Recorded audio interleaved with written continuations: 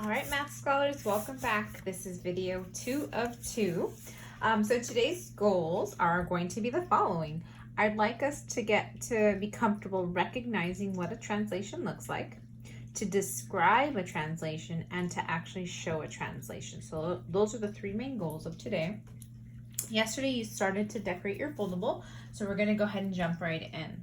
Okay, so the first thing that we want to note is a translation is another type of transformation. Those words kind of look and sound alike, but they are different, okay? So we're going to learn about 4 different types of transformation, and this is one of them, okay? Here's our translation, okay? It's the same as a slide, as sliding, okay? You can also call it shifting. I know some students like to refer to it as shifting. Okay, now I like to really, every time I write out the word translation, I like to underline the S and L, and that really helps me remind myself that this stands for the word slide. Translation, it slides, okay? All right, and then you're gonna see that oftentimes throughout this foldable, we're gonna use a capital T that stands for translation. And the A and B just refer to the starting coordinates like X and Y, okay? So what we're gonna go ahead and just take note is, based on that previous video we saw, we noticed that the shape still looks exactly the same, still looks exactly the same. Okay, nothing about it changed. Sorry, that was an M, okay? It's just in a different place. So different place. That's it. Okay, like I mentioned, we're gonna go ahead and take a coordinate, for instance, and let's say in just a bit we wanted to translate it 2 units to the right and 1 unit down. What that will look like eventually using algebra is we would take a look at the X coordinate. So X is side to side. I'm going to take a look at my X axis, for instance, here. If I go to the right, it looks like I'm getting bigger or getting positive. So 2 units to the right would mean I would add 2 for the X value. Okay. For the Y value, or going up and down, if I go down 1 unit, down, I'm getting into the negatives. So algebraically, 1 unit down means I would subtract 1. And we'll come back to that another day. That's kind of like day 2 here. But that's what this is meaning, or I'm meaning to tell you. So if, for instance, the coordinate was 1, 3, they went ahead and they added 2 to the X value. I'll highlight there. They went ahead and they added to our X value. And they asked you to go down 1 with the Y value. Okay, so that's a whole nother lesson. Okay, I want to just draw your attention here. So types of, these are examples of translations if you should need them. And just like we talked about in that first video, if it is a before or a pre-image, so this one right here is the pre-image. Even though it doesn't explicitly state it, look at the A, B, and C. This is my pre-image, whereas this guy over here is my image because it has those little tick marks. It's hard to see on this, but it says A prime, B prime, C prime, okay? Once again, my pre-image here is going to be the starting point. They didn't really do a good job of labeling this one. My pre-image and my image, okay? And here it looks like they moved it 7 units to the right and 3 units down. Okay, so that's one of the things that we're gonna do today is describe. Again, anything you see me do, oopsie, in green, that's gonna be your pre-image. And anything you see me do in pink, I'm being very purposeful here with my colors, this is gonna be your image. This is the after, this is the before. Okay, all right, So I'm gonna go ahead and go to the next page here. First of all, if you really want to, you can cut along here just to kind of keep it more interactive. You don't have to. Okay, I'm gonna go ahead and open up our notes to this first section here. So first of all, how to recognize if something is a translation. I'm gonna cheat a little bit. So I have here a clear piece of who knows what, and I'm gonna go ahead and just trace here. I'm gonna trace my pre-image. That was terrible. A, B, C. So here's my A, here's my B, and here's my C, or A prime, B prime, C prime, because I'm about to translate it. So let's test out if A is a translation. If I slide this, again, I can't turn it, but if I slide it in any way, will that match? Yeah, no. Okay, let's try this one here. So here is my pre-image. Yeah, no. Okay, and let's see if I slide it. Not so much. Okay, let's try it. And winner, winner, chicken dinner. So B is an example of a translation. Okay, I can go ahead and confidently pick. I have my choice here. Okay, so if I had time, I would pause and really write out a good explanation. But moral of the story is this is a translation because the pre-image and the image just look like they slid. So if we have the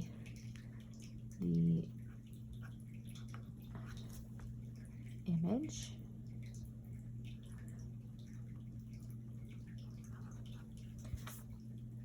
slid. Okay, again. All right, and that's pretty much it. I don't need a big old explanation there, but we see that there was some kind of sliding going up and down, left, right. Any of those would result in a slide, okay? So that's just how we recognize a translation. We can always use a piece of plastic to help us out, okay? So now what we're gonna do is start to describe a translation. So let's, first of all, again, I'm a very, very big fan of highlighting. So before I just wanna double check I did that. Before I use green to highlight my pre-image. So I'm gonna go here and highlight which of these is my pre-image. I wonder if you can get a head start and see which one is your pre-image. Look closely. Okay, remember the one that does not have those prime marks, this is going to be your pre-image. The other one that has those tick marks, prime marks, that was a terrible outline, man. I'm on one today. Okay, so we got my pre-image ready to go. Pre-image. Oftentimes, this is half the battle, knowing which one was your before, okay? This is my image. Okay, now what I'm gonna go ahead and do is pick a vertices. Pick any point that I want. Like, I'm really liking this N right here. So N and N prime. What you're gonna wanna do is take a point such as N or H or O or T, and you're gonna see how it's moved, how it shifted, how it slid. So to get from N to N prime, it looks like it went over this many units. Okay, and it looks like it went down this many units. So I'm gonna take a moment and actually count those. I went 1, 2, 3, 4, 5, 6, 7. Okay, so 7 units to the left, excuse me, to the right. Okay, and how much vertically? 1, 2, 3, 4, 5. 5 units down. Okay, so verbally, I'm gonna go ahead and communicate that.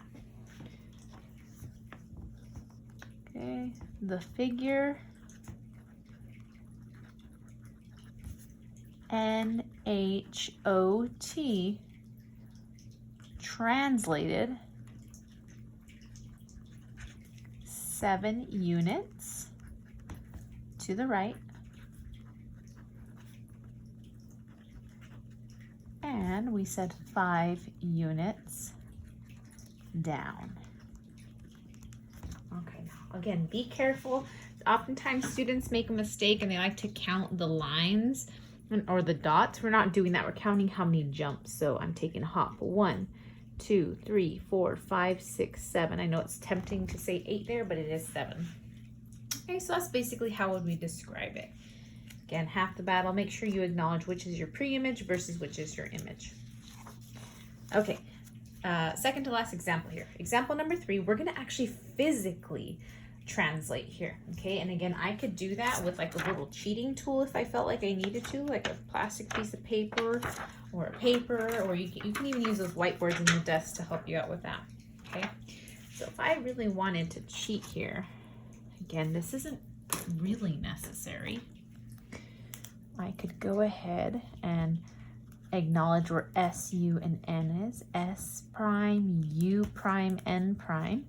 And I could follow the directions here. Okay, remember left and right is an X value. So I'm gonna move this in the X direction rather, and up and down is a Y direction. So this is my Y movement and my X movement.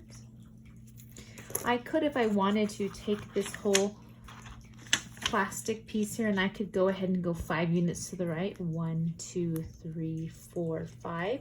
And I could go ahead and bring it 3 units down. 1, 2, 3. Okay. Or you could just physically do it yourself. Okay. I find that that's easiest for me personally. Okay. So I'll just take each vertices. I'm going to move each of them. 1, 2, 3, 4, 5. There's my S prime. There's my U. Oh, my bad. And bring it down 3. 1, 2, 3. Pretend like that didn't happen. I'll go back and erase that guy. Okay. U. 1, 2, 3, 4, 5. Bring it down. 1, 2, 3. Okay. Here's my N. 1, 2, 3, 4, 5. 1, 2, 3. Okay, and I can go ahead and connect those line segments here. Okay, and if you really want to take the time, you can again highlight which of those was your pre-image. I'm very much so a fan of highlighting and keeping track of which is which. Pardon me while I look for my whiteout. Okay, I don't see my whiteout, so we're just gonna bring, oh, here it is. It never happened. Oh gosh. All right, well that was a fail. All right, I even failed while trying to correct my mistake. Okay, so I have S prime, U prime, and N prime here. Now I always stop here, take a look back. If it was a triangle, it should look like a triangle. If it was 4 units tall, it should still be 4 units tall. If it was 4 units wide, it should still be 4 units wide. So it should have the same angles, same shape, same size, and that is called congruent, okay? If you would like, you can go ahead and take a moment and state those new coordinates, which happen to be -1 and 3. Okay, U prime is now -1, -1. N prime is now 3, comma, -1. Okay, using those X and Y coordinates. Okay, so far we were able to actually identify a translation. We were able to describe how it moved. We were actually able to physically do that. Okay, if you are running out of time right now, I would say you can stop this video and this would be the perfect time to end. If there's still time, however, in the class, let's keep going with our last example. It's very similar to example 3. It's just giving you one more. Okay, getting this set up. I'll just fill this out just because. And again, if you want to pause and get ahead of me here, if you think you can do this one on your own, this would be a great place to stop and check your work. Again, left and right, I know is an X movement. Up and down, I know is a Y movement. Okay, I'm gonna go ahead and acknowledge that this is my pre-image here. We're gonna call this bird, B-I-R-D, trapezoid, B-I-R-D. Okay, and I'm gonna go ahead and take each of those vertices and go ahead and shift them over over 2 to the left and 6 units up. So 1, 2, 1, 2, 3, 4, 5, 6. I'm gonna put that B prime right away. Okay, 1, 2 to the left, 1, 2, 3, 4, 5, 6. I prime, 1, 2, 1, 2, 3, 4, 5, 6, R prime, and here we go, 1, 2, 1, 2, 3, 4, 5, 6, D prime. Now go ahead and connect those together, get those line segments going. All right, wow, that could have been a better line. Let's pretend like that was straight. Okay, again, stop right here. Does it still look like a trapezoid? If it doesn't, something went wrong. Let's fix it, okay? The top of the trapezoid, is it still 2 units wide? Good. Is the bottom of the trapezoid still 5 units wide? Yeah. It looks like it has the same angles. It looks like it has the same size. It's the same shape. So we're going to say, yay, it's congruent. And lastly, you can go ahead and take note. What are the new coordinates? We have 4, 0. And again, that's B prime. They didn't give us our letters this time. Okay, the I prime is now at -1, and Y is at 0. R is at X at 0, and Y is at 4. And lastly, D prime is at 2, 4. Okay, that concludes our lesson for today. Again, this was just introduction.